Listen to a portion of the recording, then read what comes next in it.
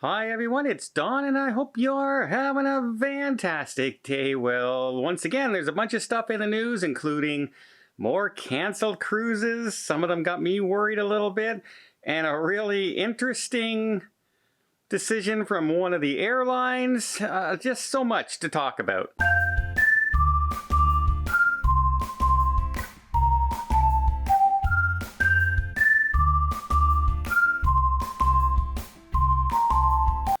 So recently in one of my videos I mentioned I'm going to stay on the Majestic Princess and do back-to-back Alaska cruises, and a few people in comments were saying please be careful because they had some Princess cruises that were booked back-to-back and they were told they had to cancel one of the two cruises because the CDC guidelines were saying you can't do more than 7 days, you can't do back-to-back.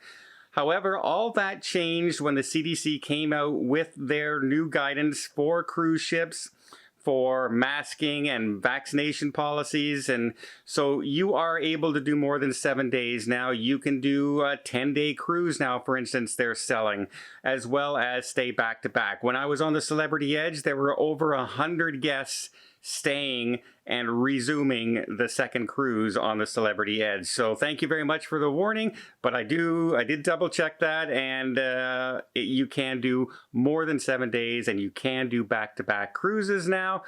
Just make sure you're doing a cruise line that's offering testing when you're getting off the ship, because if you're doing back-to-back, believe it or not, you have to get off the ship now and get retested and go through the procedure to get back on board to get down. And if you are getting off a cruise ship that's not doing that testing, then you got to find a place to do testing in time to get back to your ship and have that all scheduled. Not a fun process.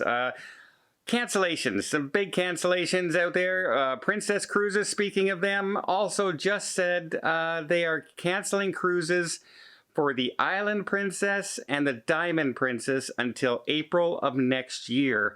And that included the World Cruise on Island Princess, and on the Diamond Princess, that was South America as well as Antarctica cruises that were scheduled to go. Island Princess also had 2 scheduled cruises this year around Christmas time. Both of those are also gone. If you're a part of the World Cruise, what they're offering to do is to price match your cruise and move you to the 2024 World Cruise. So that cruise hasn't even been announced yet, as far as it's going to be probably around the same date and everything, same ship, all that's going to stay the same. One of the reasons they're not announcing it now is because if you decide that you want to take them up on that offer, as of the end of September 30th, they will begin moving passengers over to the same cabins or as close to the same cabins as they can before they open up that cruise to everybody else. And speaking of world cruises, Holland America also announced that they are not going to be doing their world cruise. Seabourn announced they're not doing their world cruise in 2022. In fact, Holland America said the Volendam and the Zaandam will not begin until the spring of next year, and Seabourn's cruise won't start until June of next year. Both of them will be offering European Mediterranean cruises. So a little bit disappointing for those people who were scheduled on some of those fantastic 111, 170-day world cruises in 2022. You'll have to rebook them for a future date. Quickly before I get into the next stories, I just want to invite you to hit that subscribe button. Once again, if you haven't done so already, it really does help the channel. Doesn't cost anything, doesn't subscribe to anything. You'll just be notified of all the videos as they get released. And it really does, like I said, help the channel out a lot, and I would really, really appreciate it. The next story, Panama Canal is opening up again one more time. It's been closed all this time to cruise ships. There's been a blockout of cruise ships since March, and now we are finally able to go. In fact, the very first one to go through will be going through on August 28th, just a couple days away, and that will be Windstar Sea Breeze cruise ship. So that's good news for people who are getting ready and want to do the Panama Canal and have Panama Canal cruises booked. I know I have a big one coming up next April. Coincidentally, it's on the Island Princess, which just got canceled till April 4th, and my group cruise is on April 27th. We'll see what happens as we get closer to the end of the year with that. I think it will go. I think they're planning on doing the Florida for a couple of weeks and then heading to Panama and transitioning to the next cruises. So fingers crossed everything goes as planned for that one. And finally, as we were talking about, they just said Pfizer is now FDA approved.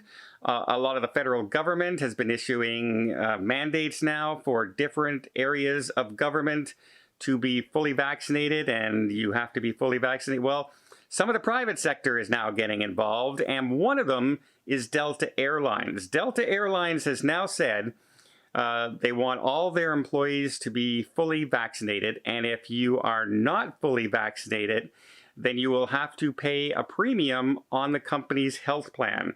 How much do you think that health plan is? It's $200 a month for that insurance to cover the costs of you being protected for COVID and the extra risks that's involved in not being vaccinated. Again, just the messenger, not the person making the rules. Don't dislike me because I brought that out.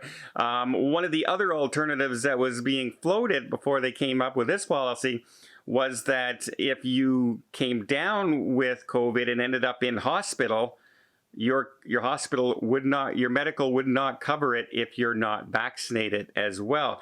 And so some people might have gone for that more than having to pay $200, because if you are one of those people who absolutely believe that this is just the flu or you're not going to get sick and no big deal, then you probably think you'll never end up in hospital. You'll never need to spend any money in the hospital, so I don't want to spend $200.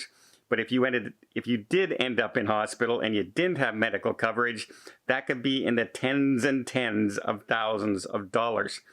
Really risky move, but I know a lot of people would probably choose that route. But Delta's not going to give them a choice. It's going to be either you're vaccinated or you're unvaccinated, and you are paying an extra $200 medical on their health plan. Again, just the messenger.